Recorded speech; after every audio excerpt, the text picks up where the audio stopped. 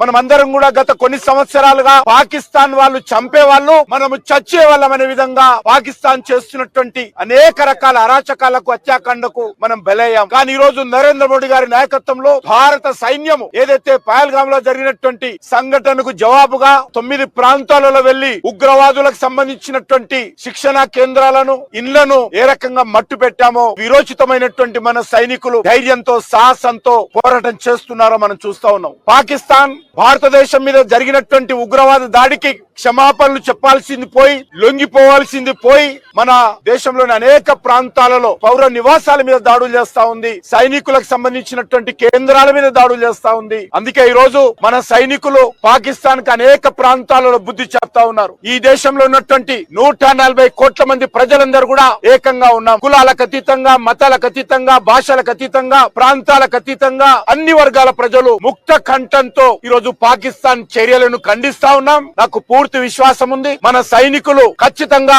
భారతదేశాన్ని విజయ వైపు నడిపిస్తారు. ఉగ్రవాదులకు నిలయంగా ఉన్నటువంటి పాకిస్తాన్ కు ఖచ్చితంగా బుద్ధి చెప్తారు. భారతీయులందరూ కూడా ఏకమై మన సైనికులకు అండగా నిలబడాల్సిందిగా కోరుతూ సెలవు తీసుకుంటున్నాను.